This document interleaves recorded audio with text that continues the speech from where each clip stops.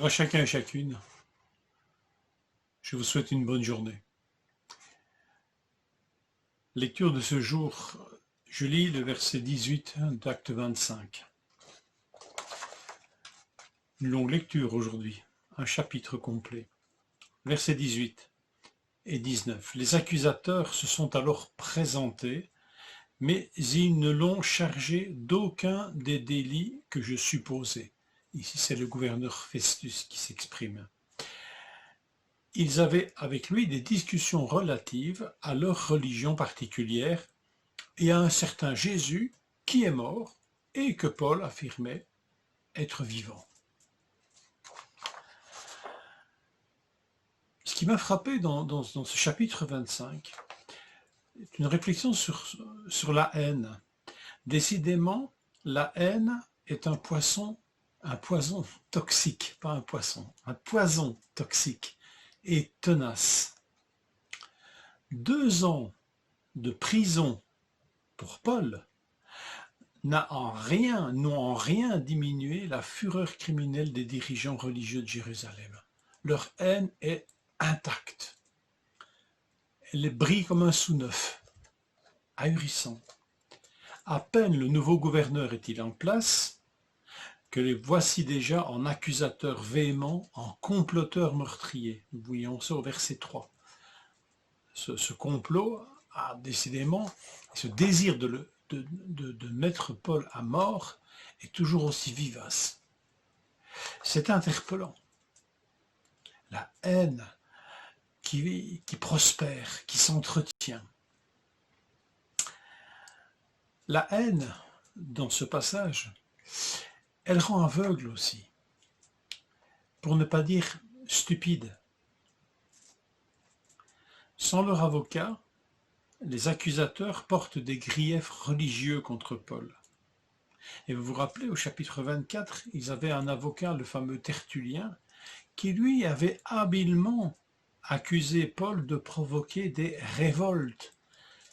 Et là, c'est une accusation qui portait pour les Romains. Parce que fomenter des révoltes, déstabiliser l'ordre, c'est un des grands crimes pour lesquels on punit sévèrement chez les Romains. Mais ici, tout à leur haine, livrée entièrement à cette haine, en fait, cette haine les rend peu perspicaces, peu intelligents. Et les voilà qui finalement remettent au centre de la discussion Jésus, sa mort et sa résurrection. Finalement, leur haine qui les aveugle permet à Paul de proclamer l'évangile. Et d'ailleurs, c'est assez piquant que c'est le gouverneur Festus qui résume finalement assez bien le cœur de la bonne nouvelle. Il a très bien compris, en fait. Il fait un résumé, il dit, voilà, ils ont des discussions relatives à leur religion et à un certain Jésus qui est mort et que Paul affirme être vivant. Il a bien entendu, il a bien résumé. Incroyable que la haine des adversaires remette ainsi au centre, et des accusateurs remettent ainsi au centre la proclamation de la mort et de la résurrection de Jésus.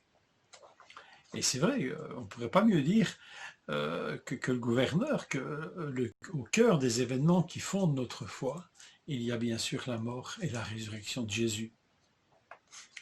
Ce qui est impressionnant, parce que fixons nos regards sur l'apôtre, c'est vrai, mais sur le juste par excellence, notre Dieu.